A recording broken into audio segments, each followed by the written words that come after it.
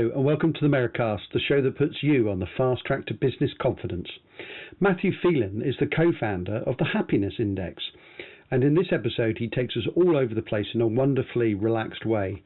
He takes us down to the farm as a kid, shares his unhappy and brief first experience of employment, which led in turn to him working with a best mate down the pub to forge a business plan that eventually led him on his own path to happiness.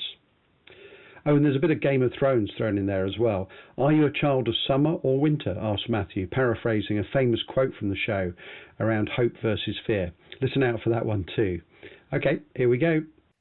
Yeah, I think the first probably bizarre thing for me in my intro is I started working with animals before I started working with human beings. So I worked from a very young age on farms, and I suppose when I got to what you'd call the traditional world of work later in my career, I had this kind of like continual thought in my head that this is a weird place. And I kind of had this ongoing theory that animals are better at communicating how they feel than we are.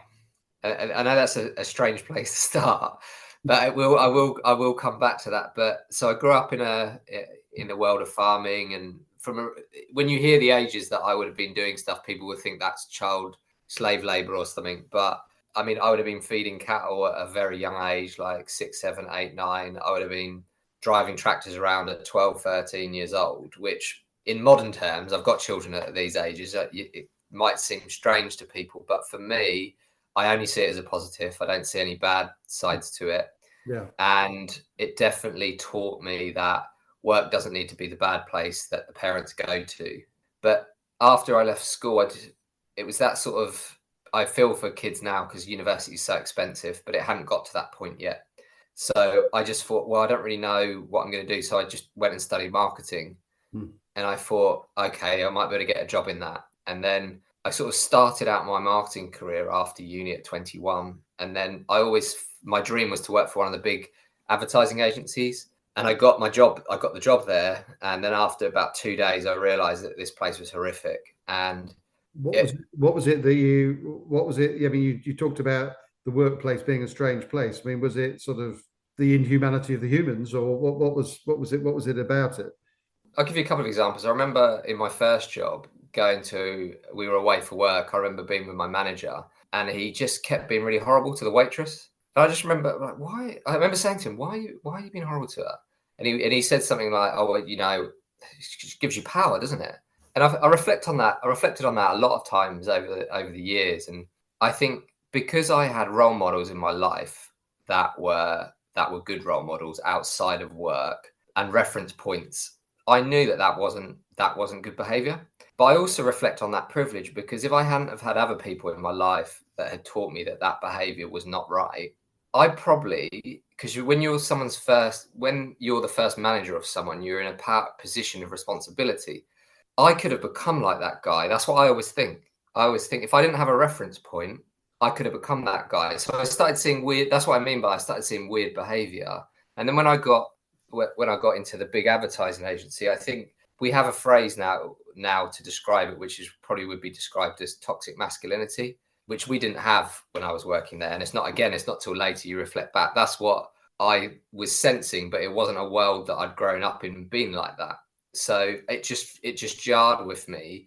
So a lot of people start businesses for many different reasons. I started because I was like, I just can't handle working in an environment like this. So I'm just going to try and do it on my own. There's no bigger light bulb moment to kick off that than I was like, I just can't work in this environment. So I'm just going to try and do it on my own and see what happens. That was the extent of my thinking, Trevor. Okay. So there you are. You've discovered this world that you've landed in is just not the world for you. And then you talk about self-employment. So did you go straight into self-employment then? I mean, what happened next, basically? So I didn't know this at the time, but it was a few months before the 2008 financial crisis started. So because it was a new job for me, I had a short notice period. It was only a few weeks, but I knew I didn't want to do it on my own. So I went to play football with one of my friends, and he said, "Oh, congratulations on the new job. Sounds brilliant." And I said, "Oh, I hate it. I'm leaving. I'm just going to do my own thing." And this is a guy called Chris who became my co-founder. He said, "Oh, I'll do it with you." And then Luckily, he had a longer notice period because I think he had to give maybe 3 months or something. So we agreed on this plan, which, and of all the glamorous places we wrote, it was in Wetherspoons at Victoria Station. And we wrote the plan. And sometimes when you write a plan, it becomes really clear then. Like, I'm sure you do this in your mentoring role, Trevor, but it can all seem, starting a business can all seem very complex and very complicated. But once we put a few bits down on paper, suddenly you can start to see it, can't you? And then that was like, well, we need to do it. We need this makes sense. And Chris quit his job, but I often reflect, I think, I wonder if I'd have had the guts, but because then it became like, well, he's quit his job, so I need to quit my job because I promised him. But I would say to anyone now, the world's a bit weird out there at the moment. But if I can give you an encouragement for anyone who's thinking, is it the right time? I would say the more chaos and uncertainty in the world, the better it is for the startup, for the new person with a new idea, because the only way I can describe it to you is the marbles get chucked up. In times of uncertainty, marbles get chucked up. So people are looking for new ideas and new opportunities. So at that point of the financial crisis, all these new things were coming along, like Facebook and Google, which people hadn't considered as marketing tools at that point. I know what you mean, because I started at my business in shortly after the financial crash, and I was basically told that this is the worst possible time you could set up a business, but I actually quite enjoyed it. I just knew that if I could survive then, I could survive any time, and it kind of gave me a reassurance actually when I hadn't sort of folded sort of 6 months later. Yeah, I think it's a bit Game of Thrones, isn't it? Like, I think Jon Snow's always saying, like, are you a child of summer or a child of winter?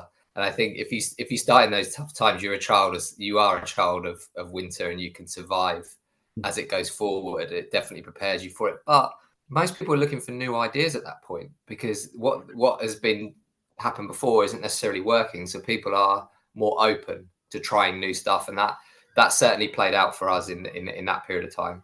Okay, so there's you and Chris down the pub starting a business. And was this Happiness Index, or was this another business? So this was a business called 4Ps Marketing. It was only called 4Ps Marketing because when you study university, day one, they teach you about the 4Ps marketing. And at that time, URLs were sort of new. So I was like, well, I'll just register that. And it just became like, I didn't know what it was going to be for. So again, another message for people. Sometimes you might do stuff now that will help in the future. Just like register that domain. I wasn't ready. I think I registered the domain in 2005, but didn't use it to 2008. I knew it could be for something.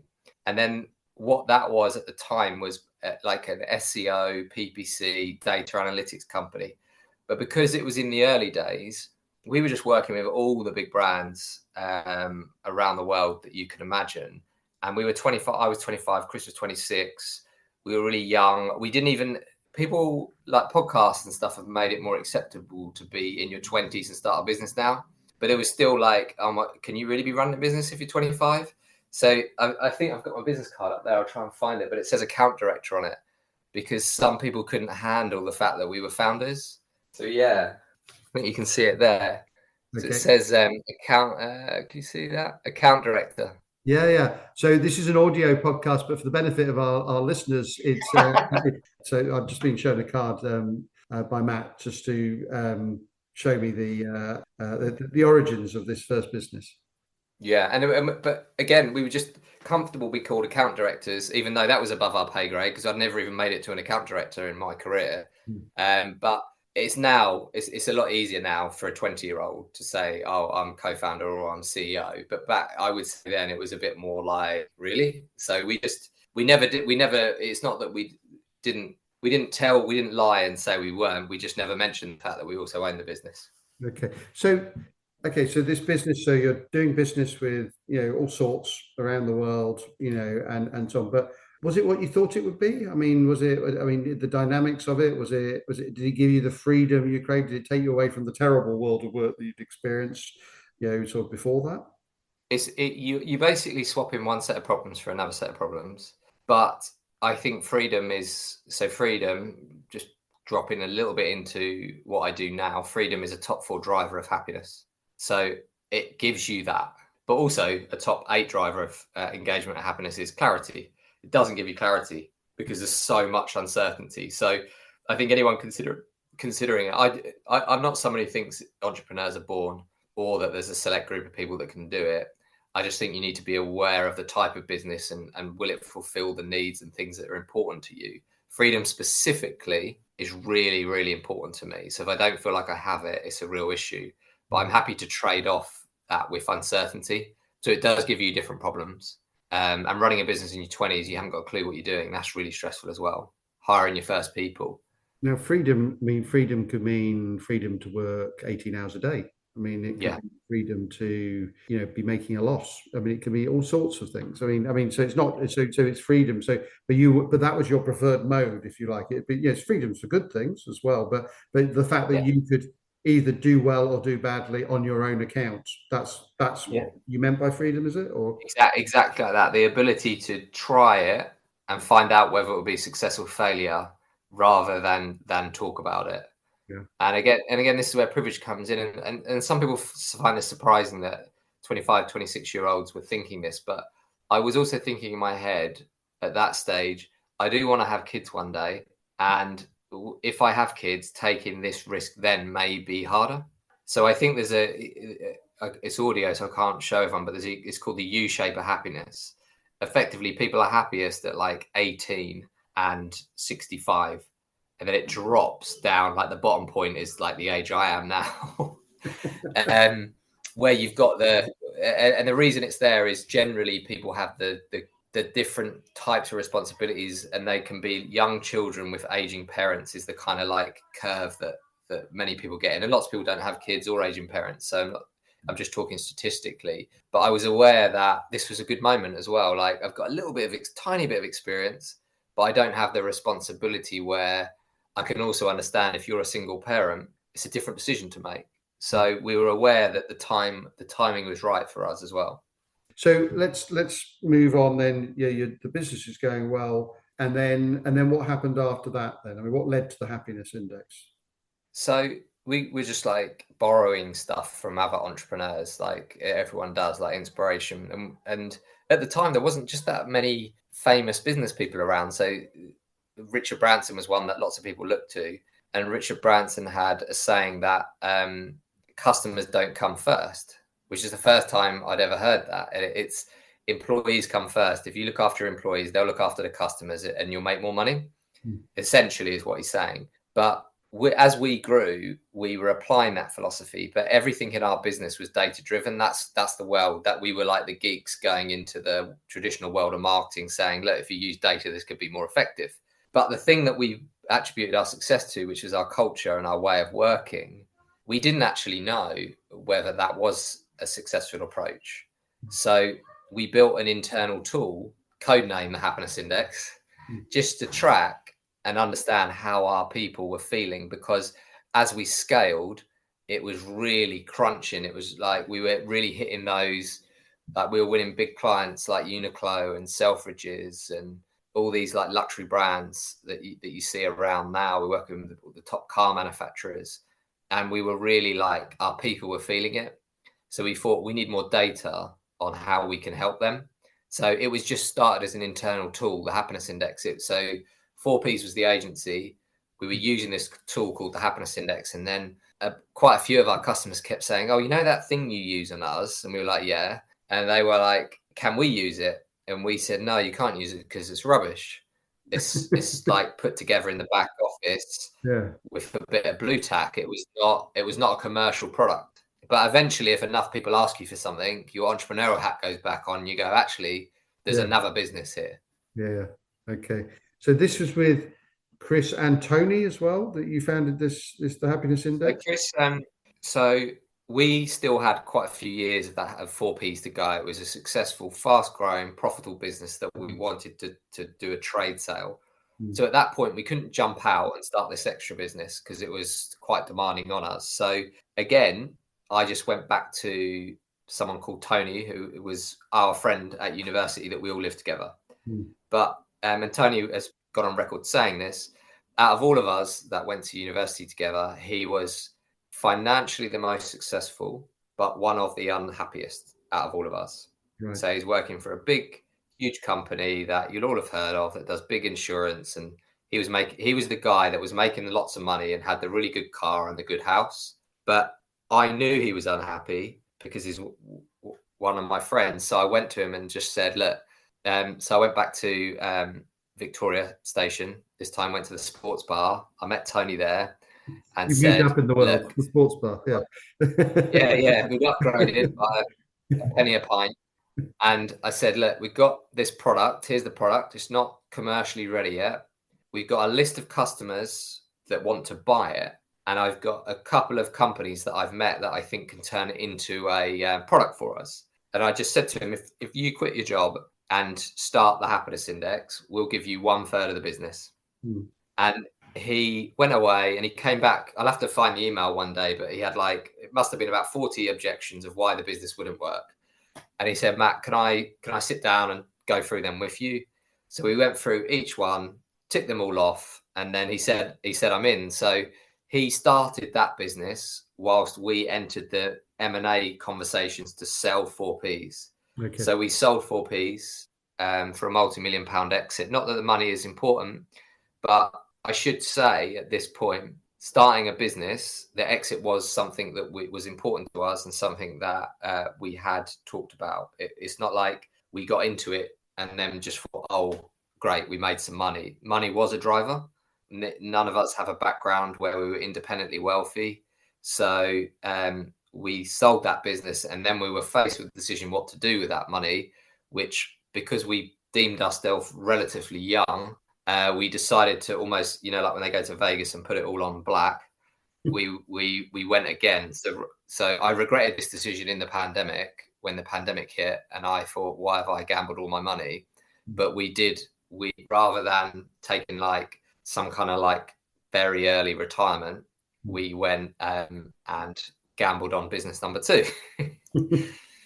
Okay. So, and then let's evolve the story then. So how did the happiness index evolve as a business, from where it was then to where we are now? Yeah. So at that point, we were only looking at correlation. We were only stuck between happiness, customer happiness, and employee happiness and performance. And we needed to get into the science underneath it.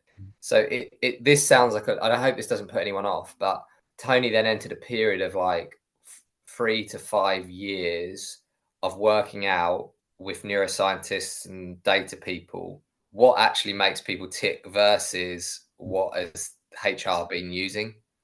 So he basically built out the platform to collect data, but he underpinned it with neuroscience, which gave us a differentiator in the market. So it sounds like a long time, 3 to 5 years, but that was essential to where we are now, because when you put our product versus a competitive product side by side, you can see that actually this is not just bells and whistles. This is actually something based on the latest science. Okay. And then what that allowed us to do is serve our exit at that company and then join the company and help to grow it. Okay. So then you're all of you sort of working full-time on this and sort of growing this. Yeah. And the customers who said that they wanted to buy it, they did buy it, or you found other customers as well? Or? Yeah, lots of the ones that said they did put their money where their mouth was. Some didn't. And now, we've got customers with we've had customers up to 400,000 employees, down to customers that have got, for example, 11 employees. So it's a really robust system. It's used by sports teams, sports clubs, law firms, accountancy firms, all around the world in about 100 different countries now.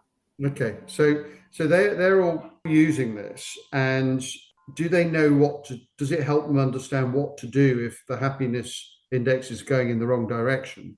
If have you sold them the index, or have you sold them the remedy as well? So we've sold them the identification of the problem, right, and the highlighting of the plan of actions that would need to be what would need to be prioritized. But we purposely don't do the solution because we've made a strategic decision to separate church and state. So we highlight what's going on and what needs to be done, but we don't get into fixing the problem. So the reason this is really important, and this is a strategic choice for us, because we're around the world. In India, project I was working on recently, it's a huge issue to do with the caste system. Now, for the happiness index to be qualified to answer the complexity of the cultural issues in 100 countries, it is impossible. And when we were putting our plan together, and I was speaking to HR people, and I'll never forget this phrase. I'm fed up of technology companies teaching me how to do GCSE HR. So we probably could build some kind of algorithm that says do this and do that. No, not probably. We could do it tomorrow. But have you got a twin, Trevor? Have I got a twin? No. So have you got any twins in your family? Actually, no, I haven't. Sorry. No. And have you ever met a twin? Yes. Yeah. So most people, and even if they have a twin or their children are twins, they'll always say the same thing. Like the question is always, for identical twins, do they look the same? Yes. But are their personalities different? Yes. So even in identical twins, the personality profile is different. What that means is, if two twins are different, it means every team's different, which means every company's different, which means every culture's different. So we say we're a human insight partner, and our job is to surface the cultural information that's really important that the CEO needs to know. But we're not there to teach you what to do with it. We're there to be independent, because the problem is there are providers that will say, oh, this is the problem. And guess what? We've got the solution, which is it can become a real conflict of interest if suddenly they've got a full-on suite of stuff that can fix it for you. So we consciously separate it out. Have you developed, though, by saying even if you can't solve the problem, we know a man who can? Or is that what you do instead? Even if it's not your core business, you have recommended people who might be able to help.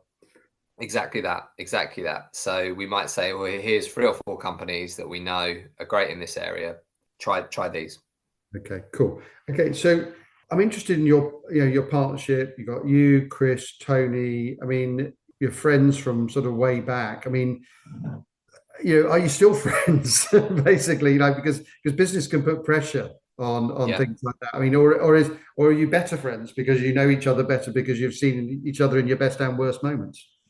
Yeah, I think it's an interesting one. I'd probably say we're less like friends now, and there's pros and cons of this. I'd say we're less like friends, more like brothers. And that's not to say one is better than the other, but in a weird way, we consciously spend less time together because we spend all our time together. So we actually want to get away from each other in a nice way. But I would say there's a closer bond there than there's ever been before, because we've been through so many tough times together. But it comes with its challenges. But I think we agreed on day one, Chris and I agreed this, and then we extended it to Tony, which is, if you're 50-50 on something, but the other person fully 100% all in thinks that that's the thing and the right thing to do, we'll say, okay, no, you go for that. It's like the agree to disagree. Like disagree and commit is a phrase that we use a lot. Yeah. If 2 or 3 of us think complete opposites, we have to get around a table and hammer it out. But I think coming from a data background means we're not coming to debates and arguments without data anyway.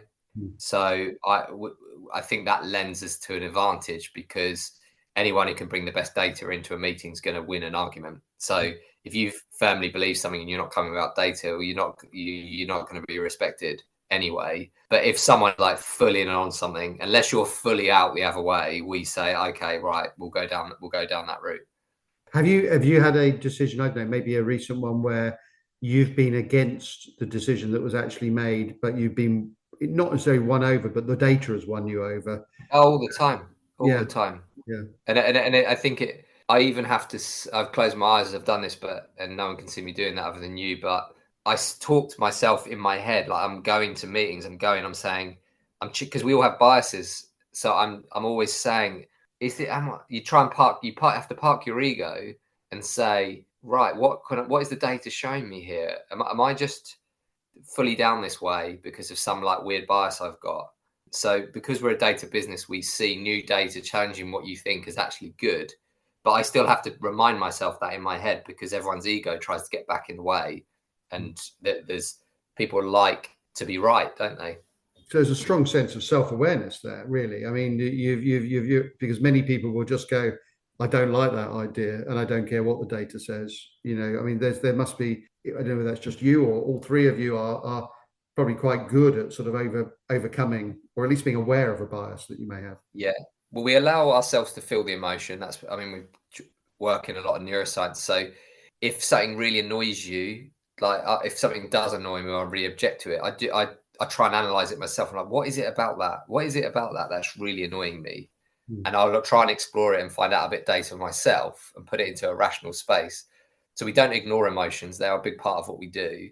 But anytime I'm annoyed about something, I think it's called shadow theory by Carl Jung. I try and analyze it and think, like, what is it? Why is that annoying me so much? I've been really fighting against asking this question, because you probably get asked it all the time. But has being an entrepreneur, around a subject like the happiness index, has it changed your own level of happiness? Yeah, so I'm quite geeky, so I have tracked it.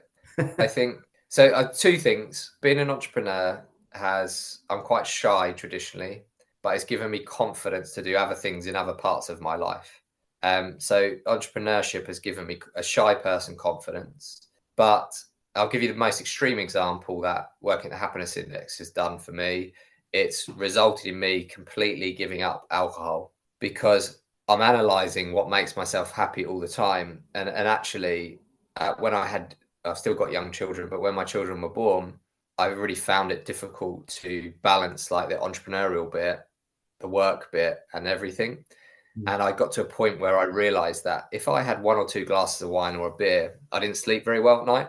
And for anyone listening that's got young children, any sleep you can get is really important. So I actually used the happiness index to track my own happiness. And I found with this, you can't do that, by the way. It's not a product you can do that on. You could just do it. I would just recommend doing it on a piece of paper or on your iPhone and just scoring yourself if you did want to do it. I concluded that alcohol for me is like a happiness loan with a high APR that I was not prepared to pay for anymore. So alcohol would give me happiness in the short term, but the downside of it was too high. And it's crazy to say this, but it took me like 3 or 4 years of data analysis to look at it and go, actually, alcohol doesn't work for me. And now I'm so far out the other side. I laugh at the fact that I used to drink a proven substance, which is a poison and a depressant, to make me happy. But I will stop at that point, because my wife says to me, don't become a preacher on it, which I'm not. I'm still pro pub. Lots of my friends still drink. I'm not saying give up. But that's probably the biggest single. I don't think if I worked at the happiness index, I would have given up alcohol. Where we are now, then, I mean, what do you say, are the biggest lessons that you've learned along the way of being an entrepreneur? I think is you can read and read and read and listen and listen and listen. But like anything, you can read someone's book on entrepreneurship, but you've got to feel it. You've got to feel the lessons, and you've got to get in there. You just got to get in. It's a contact sport. You've just got to get in. And then you need people like you, Trevor. I know you're doing the mentoring and support and coaching. I'm a huge advocate for a coach. I've had a coach from day one. I love my sports. So I thought, if sports people have a coach, it's acceptable for a business person to have a coach if you want to be the best of the best. And I'm competitive as well. So I wanted to see how far I could take this whole thing. So I got a coach. But lesson number one is you've got to get in there and feel it and make mistakes and jump in. But two, this is ironic now that I've got grey hair. We had this saying, right, we need to get some people with grey hair around. And that was brilliant. Like, there's some really key people. Clive Hyland, who is the head of neuroscience at the Happiness Index, was my first coach. Martin Colnett has been our chair for like 12, 13. I think I'm the age now that Martin was when he joined us, because we thought he was someone with grey hair. So, but there's people, and this is something I mentioned to Trevor off air. You need both. Like, and this diversity swings many different ways from gender and so on. But I think age diversity is one that people don't talk about enough. I think young people, old people, middle-aged, all ages bring something to the party. So someone who's more experienced isn't smarter than someone's younger, but they've probably been there and made the mistakes. You'll still need to feel the mistakes. But I would say, number one, you just got to get in there. But number two, don't be afraid to surround yourself with some people that have gone down the path that you're going down. Okay, you've now also answered my next question, which was, what advice would you give for buddy entrepreneurs? So you've sort of rolled two into one. What are you up to at the moment, are there any new things that are happening with the happiness index and, sort of developments that you can tell me about that aren't commercially sensitive in any way? Well, I think everyone's talking about AI at the moment, so we're working out how you can interface with the AI a bit more effectively. So, like at the moment, you'll put a report on what you would do. In the future, you will say, let's call it Trevor. Let's say Trevor. We've named the AI Trevor. Trevor, could you just go through the data and let us know the couple of things we should change this week if we want to have the highest impact? So that's the sort of change. The biggest change for me personally is I wrote a book in November called The Happiness Index with Wiley. It's called Why Today's Emotions Equals Today's Performance. And I've ended up this weird third career where I'm booked as a speaker quite regularly. So I'm going around the world talking about our data and our research. So that's a bit of a weird thing for a person who's quite shy to be doing. So it's taken me into worlds that I never imagined that I would have gone into. So that's a new career that's happening as well. And is this a temporary experiment, or is this something that you think, okay, I'm shy, but actually I quite like this? Yeah, I don't know how much I like it. It was a bit like how you described your podcast, Trevor. I think about scalability all the time. So a podcast for me is a scalable conversation. It's a conversation that we probably would have had on one-on-one for a coffee. You've scaled it out to hundreds, thousands of people that get to listen in. So you've scaled that 1 hour of your time. A book is like that. It's all my thoughts and data into one place, and it scales it. And then off the back of that, the speaker circuit. So check out mattphelan.co.uk if you want to see the work that I'm doing. But what that does is it scales the people that you meet, because you might be in a room of 1,000 people, you do a talk to them, and then people are coming to you with their ideas and concepts and stuff for the future. So I'd highly recommend people to think about their time as scalable, which is you've only got a certain amount of time in the day. If this task could be repeated, podcasts, books, content, they're a really, really good way of doing that. Is there I'm just thinking in terms of sort of going full circle on this. Let's take you back to the farmyard when you get this simple world where you kind of you understood the animals a lot better and found the animals more straightforward than the humans. I mean, do you have a different view of humanity now that you've been sort of, even if it's in your own world of work that you've created? I mean, has your view changed, or do you still think the animals have got it right, basically? I wouldn't say the animals got it right, but I feel like I heard Jeff Bezos saying this the other day. We are social animals, not truth speakers. So we prefer, and we do this all the time, we prefer to lie to each other than tell each other the truth. Oh, how's my hair look? Oh, your hair looks great. Okay. All this kind of stuff that we're just not great. We're not great at saying, you know what, I feel unheard. You know what, you upset me there. You know what, I miss my children. I still think the world of work has got a long way to go.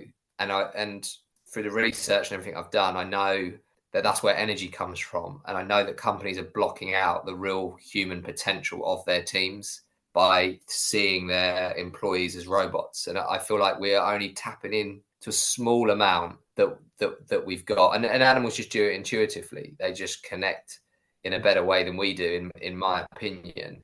But one thing that is giving me more optimism, the more data we see from around the world, it makes me realize, and we're going through some horrific periods of time in terms of war and famine and genocide, which we won't go into today. But one thing I would say from studying happiness is we definitely have more in common than divides us. And that gives me hope. I just love some of the things that Matthew said. I mean, freedom is a top 4 driver of happiness, he says, and it's really important to him, just as it has always been to me. Matthew was also fascinating on working with friends and co-founders, how they make decisions based on a combination of a long, hard look at the data, yet trusting someone who's got the fire in their eyes and is 100% sure that they think it's the right decision, even if the others are only 50-50. His advice? Well, he said starting and running a business is a contact sport, and so draw on the diversity of experiences around you. And his concept of scalable conversations, such as the one we had in this podcast, absolutely fascinated me. So many other lessons as well. So thank you to Matt, and thank you for tuning in. If you enjoyed today's episode, we'd love for you to subscribe, rate and review through your usual podcast provider. And if you want to find out more about the Merri-Cast or our business, Merri Media, you can find us on LinkedIn. Don't forget to join us for our next episode. And until then, thanks for listening.